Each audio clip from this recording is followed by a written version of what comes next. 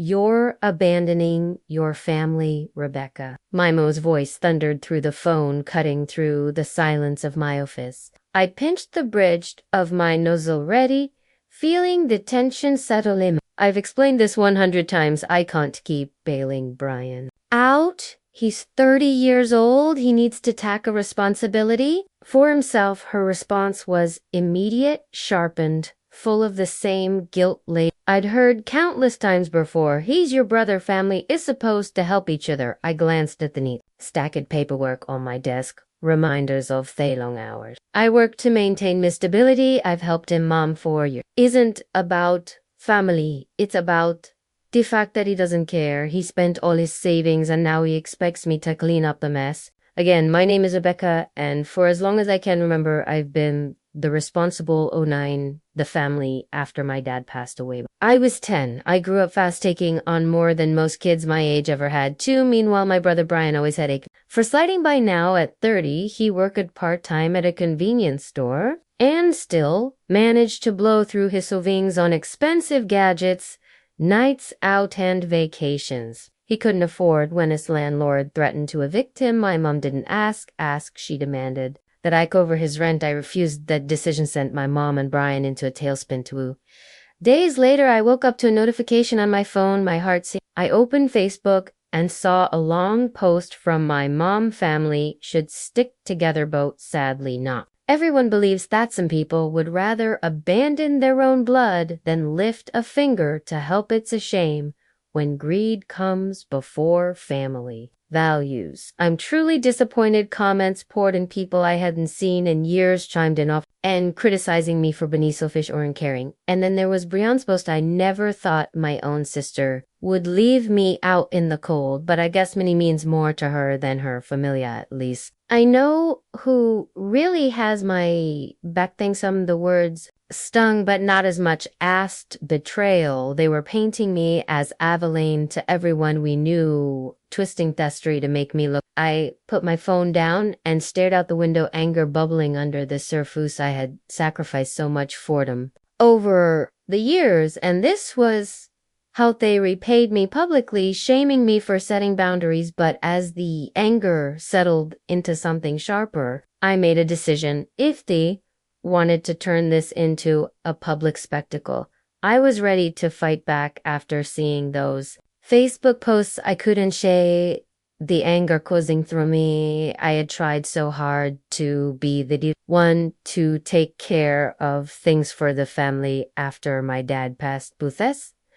This was too much. I sat down at my kitchen table, my laptop opened in front of, replaying the past few years in my head. How many times had I stepped in to help Brian? Too many to count. When he lost his job 2 years ago because he stopped showing up, I covered his bills until found another one. When his car broke down, I gave him the money to fix it, only to find out later he'd used Edo buy concert tickets instead and went borrowed money to get back on his. It went straight to designer sneakers and online shopping. The worst part wasn't even Brian's responsibility. It was my mom's unwavering defense of him. Boys are a friend, she'd say whenever I brought it up. He just needs time to figure things out. That time had turned into years of excuses. And now with those Facebook posts, she'd gone from making excuses to trite vilifying me. I opened my email intending to respond to a work inquiry back. I couldn't focus. The knot. Misty Mac wouldn't let me move on. Enough is enough. Later that evening, I called a lawyer. I explained the situation. Me was shaking with frustration as the posts and the damage they had done to my reputation. I can't just let them get away with this. I said my anger barely contained. The lawyer listened patiently before responding. Defamation can be tricky, but if their post-shave cause you real harm, whether professionally or emotionally, you have grounds to act. Let's get started. Begother and Jevons. I hung up the phone, feeling a mixture of anger and relief. Phenalasamine was on my side, but as I gathered screenshots of the post, an idea struck him. My dad had left an inheritance for both Brian and me, one that was to be protected until we turned 25. I hadn't thought about it in years. I mean, My portion was safely sitting. An account curiosity got the better of him. I called the lawyer back the next day. While we're at it, can you look into my inheritance? I just want to make sure everything's in order. Of course, the lawyer. I didn't know it yet, but that request was about to unravel much bigger betrayal than a few faces. A week after I had called the lawyer, I received an email that sent a chill down my spine. The subject read inheritance. I clicked on it and read through the summary carefully. My lawyer had discovered that for the past 5 years had been withdrawing money from what should have been my portion of the inheritance. The account had been managed to be my mom until I turned 25, but it seemed that Brian had somehow gained access to it after that and had been dipping into it regularly. My hands trembled as I scrolled through the document. Thousands soft dollars gone money I'd never even known I had used for who knows shat. When I called my lawyer to get more details, his voice was calm but firm. It appears that your brother accessed the without your permission. It's a clear case of theft. He's taken a significant portion of what was. I leaned back in my chair trying to process what he was saying. How could happen? My mom was in charge of the account for years. She never said anything about Brian having access. It's possible she didn't know, the lawyer said, but it's also possible she trusted him to manage it responsibly their way. It's a serious breach. The implications were staggering. Not only had Brian been stealing from Mabu, my mom, whether knowingly or unknowingly, had lethopene that night. I sat at my kitchen table staring at the financial records. Me lawyer had sent me each transaction like a slap in the face. Concert tickets, electronics, vacations, things I had struggled to afford for myself while Brian had been using my money to the Facebook post suddenly felt like the least of my problems. This wasn't just about public humor. This was a betrayal that went to the very core of my family. Debated calling my mom, right? Then Anthea demanding answers, but I stopped myself. Confronting her without a plan would only lead to more deflection and guilt tripping. Instead, I emailed my lawyer wits. The next step I asked. By the time I went to bed, I had made up my mind he wasn't going to let this go for years. I had been the one who sacrificed, the one who kept the peace, while Brian got away with everything. Not anymore. I turned off the light. One thought kept running through my mind. They're about to find out exactly who they were dealing with the next day. I met with my lawyer in his office to discuss the next steps. Small room felt suffocating as he out every piece of information he had uncovered. This isn't just about finance, I said firmly. Brian and my mom have crossed the line. Those Facebook posts were bad enough, but now I find others been stealing from me for years. He went to take action. Serious action. Mila here nodded, his expression calm and professional. We'll start by filing for defamation based on the social media posts, but regarding the inheritance, we'll need to pursue a separate. It's straightforward given their cords we have, but it might get messy. Doesn't bother me. I replied. Done letting them walk all over him that evening. I called my mom. I needed answers, whether she was complicit in this or just blindly. Hi, Mom, I said, my voice steady. Rebecca. She answered quickly, her tone still carrying the usual edge of. Are you calling to apologize? Brian is saved. I interrupt, editing her off mid-sentence. I have some questions about Dad's inheritance, specifically about why Brian has been accessing my portion. There was a long pause on her end. What are you talking about? She definitely asked, her voice tinged with confusion, or was it guilt? I had a lawyer look into it, I said. For the past 5 years, been withdrawing money from me share. Thousands of dollars. Mom, did Yauk know about this? Her hesitations. Rebecca, it's not what you think, said finally. Brian needed help. He promised me he'd pay. My chest tightened, a mixture of anger and disbelief washing over me. Yauk knew. You knew he was stealing from me and you didn't say anything. I didn't think. It was stealing. said defensively. It's family. Munai was in a tough spot, and I trusted him to handle it responsibly. I laughed bitterly. Responsibly. He's been blowing it on vacations and gadgets while I've been working myself to the bone and let Ithapun, Rebecca, please, she pleaded. You didn't understand. Brian's been struggling. I thought you'd be okay without it. That's not your call to make. I snapped. I trusted you to protect that money, and you handed it over to him like it was nothing due. You have any idea how betrayed I feel right now? She tried Torg, but I couldn't listen anymore. This conversation is over, I said coldly. Will be hearing from my Lahore. As I hung up, a wave of clarity washed over me. For years, I had let them guilt me into This wasn't just a Butra claiming what was mine. It was about finally standing up for myself. The fallout from that phone call was immediate. The next morning, my phone lit up with missed calls and frantic messages from my mom. Her tone and the shifted between defensive and desperate. Rebecca, you can't do this. Brian didn't mean any harm, followed by lots. Just sit down and talk about this as a family. You don't need to involve the wires, but I didn't respond. I felt a sense of control. This wasn't just a booth money anymore. It was about setting boundaries, about making it clear that he wasn't going to be their doormat any longer. Brian, of course, took a different approach later that day. I logged into to find a new round of pus aimed at me. First, she refuses to help her own. Now she's threatening to sue her family over money. Greedy, selfish, and heartless. Some people really show their true colors when it comes to. I stared at the post, my jaw tightening. The comments were filled with same crowd of enablers from before, coming in with their unsolicited dopians. She's family should come first, no matter what. Brian, you're better off without Herondai. I took a screenshot and sent it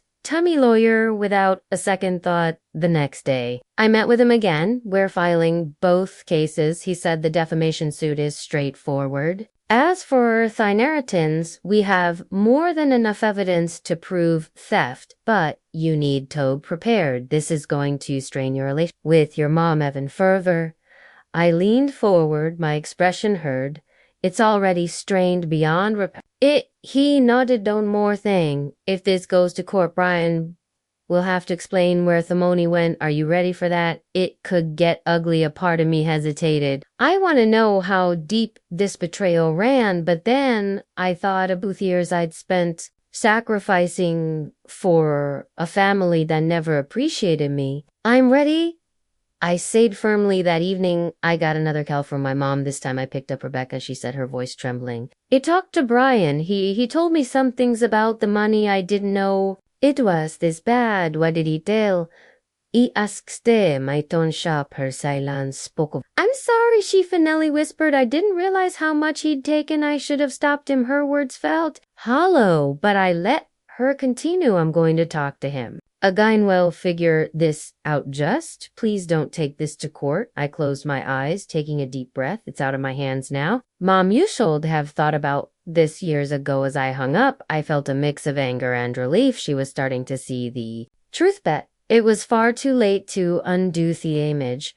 A week later, my lawyer colled with an update that caught me completely off guard. We've been reviewing financial records. He began as tone.com, but serious. And it turns out Brian hasn't just been dipping into your inheritance. He's also been misusing some of your mom's accounts. I froze. Wadi? You mean it seems he's been accessing funds from an account your mom set aside her retirement? He explained. We found consistent withdrawals that match the same pattern as the ones he made from your inheritance. For a moment, I couldn't find words. My mom had been so adamant about defending Brian, so blind to his faults, and now he'd stolen from her too. Does she know? I asked. Finally, not yet, he replied. But if we proceed with both cases, this information will come to light. I hung up the phone, my mind racing as much as I was angry with my mom for nibbling Brian. The thought of her listening or retirement savings made my stomach turn. Later that Evening, I called her mum. I began, my voice steady. I need to tell you something, and it's not going to be easy to hear. What is it? Asked her. I explained what the lawyer had uncovered. The silence on her end was deafening. He took my money. She definitely whispered, her voice shaking. Yes, Mom, I said, softening my tone. Didn't want to tell you this, but you deserve to know. Brian's been stealing from both of us. Her response was a mix of shock and devastation. I can't believe this, she said, her voice breaking. I trusted him. It trusted him with everything. Yao Shalinta. Have I said gently? I know you'll love him, but you've been enabling him for years. This is what happens when there are no consequences. She began to cry, and for the first time I felt a pang of sympathy for her. As much as she had hurt me, she was also a victim of Brian's selfishness. What do we do now? She asked. Her yes, we let the legal process play out. I said firmly, this isn't just about the money anymore, it's about... The following days, very tense, my lawyer filed both cases, and I could feel the weight of the upcoming confrontation pressing down on me. I knew it wouldn't be easy, but I also knew it was necessary. For years, I'd allowed my moment, Brian, to take of meekness, but this time, I was standing my ground. It was time for them to face the consequences of their actions, no matter much ethort. The first court date arrived sooner than I expected. Sitting in the courtroom, I felt a mixture of anticipation and dread. On one side, I wanted justice for what Brian had done, for the years of entitlement, for the theft, for the way he painted me as the villain. But on the other side, I knew this process would be painful, dragging our family's darkest secrets into light. When Brian entered the courtroom with my mom, his smug expression made my blood boil. He had the audacity to look bird like this was just an inconvenience in his life. My mom, however, looked completely defeated. She avoided me gaze, her shoulders hunched as though the weight of everything had finally caught up to her. The lawyer presented evidence, methodical socks records, bank statements, and screenshots of the social media posts were laid out in black and white. Each time my lawyer spoke, I could see Brian shifting uncomfortably in his seat, and when it came time for Brian to speak, his tone was predictably deflect.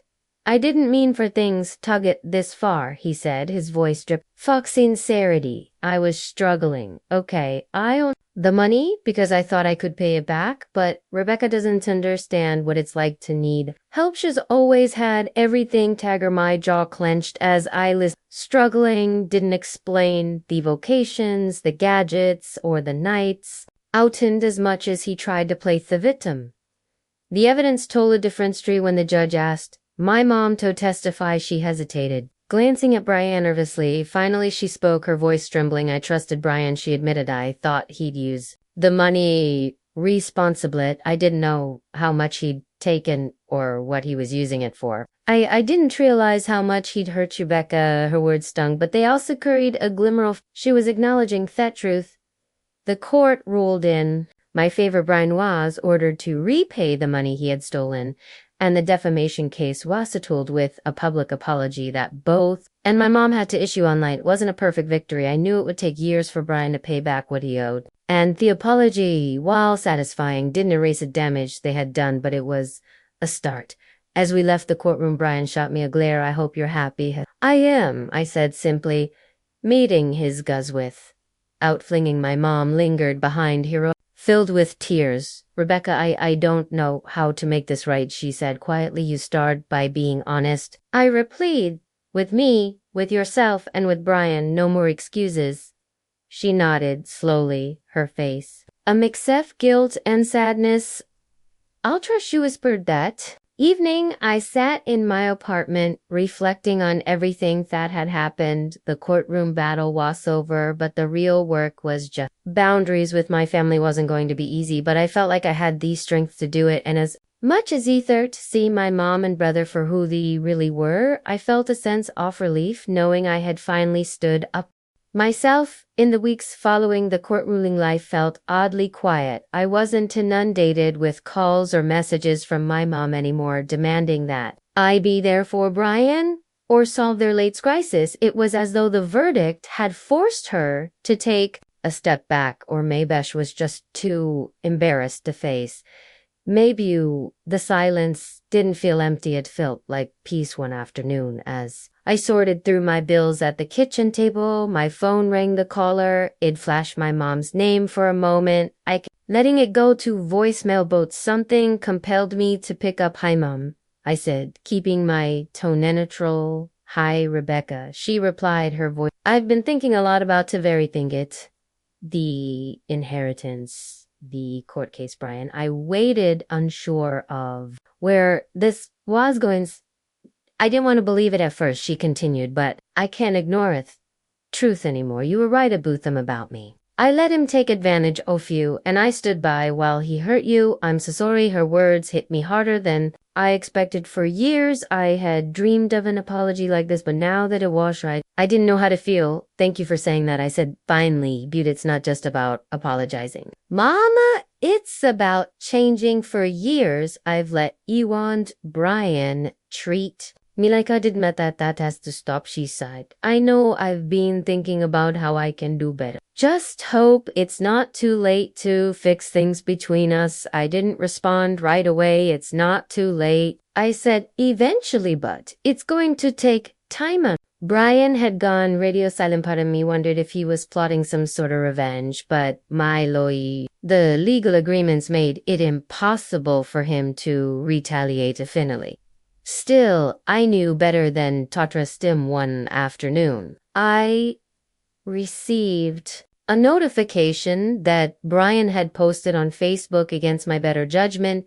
I opened it, bracing myself for another round of vitriol instead. I found a post that was markedly different from his usual tone. "I want to apologize to everyone I've hurt, especially my sister Becca. I made mistakes I can't undo, and I'm working to make things right. I know it'll take time, but I hope she'll eventually forgive me." I didn't know whether to laugh or cry. Was he actually trying to take responsibility, or was this just another performance? Either why, I decided not to respond. I wasn't ready to open that door again, not yet. In the months that followed, I began to rebuild my life. I threw myself into work, pursued hobbies I neglected, and even started planning a long overdue vacation. My relationship with my mom remained fragile but functional. She made an effort to call me weekly, not to complain or demand anything, but to ask how I was doing. It was a small step, but it felt significant. As for Brian, I kept my distance. The court had forced him to pay back the money he had stolen, but I knew it would be years before I saw Mostofi.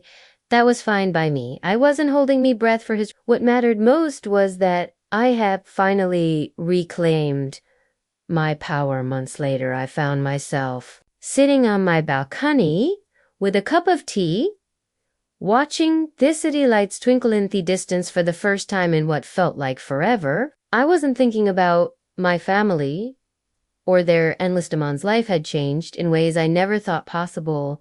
The constant tension that used to weigh on my shoulders had lifted, replaced by a calm I didn't know I was capable of. I had always thought standing up for myself would mean losing everything, my family, my sense of belonging. But instead, it had given me. I'd been searching for all along peace. My mom and I had begun to rebuild our relationship, but it was slow. Still called once a week, often to me, on small things like her garden or a book she was reading. The conversations felt lighter, freer. Also, the weight of unspoken expectations had finally disappeared. As Brian, he remained distant. His court-ordered payments came in sporadically, and while I appreciated their restitution, I didn't depend on it. The truth was, I didn't need his apology or his money to move forward. I had Lynetto stand on my own, not out of anger or spite, but out of respect for myself, and that was enough. As I reflected on everything that had happened, I realized the most significant change wasn't in my family. It was in him. For years, I had been caught in a cycle of seeking approval from people who only seemed to take me for granted. I had bent over backward to support my family, sacrificing my own happiness, instability in the process, but standing up for myself, even when it was hard, had shown me a different path. My mom's tentative efforts to rebuild our relationship were a small comfort. She was trying in her own way to make amends. I didn't fully trust her, yet I could see glimpses of the mother She could be someone who cared about me for who I was, not just for what I could. Brian, on the other hand, was a different story. His attempts at public apologies felt hollow, and I wasn't ready. Let him back into my life. Maybe one day I'd be able to forgive him, but that day wasn't today. What mattered most was that I had learned to set boundaries, to value my own time and effort. It wasn't easy. Anthea, were moments when I doubted myself, but I knew now that standing up for my worth was always the right choice. As I sipped my tea, I felt a quiet sense of pride. My family might not have changed completely, but I had, and that was enough. The peace I'd found washer-turned, and I wasn't letting it go all.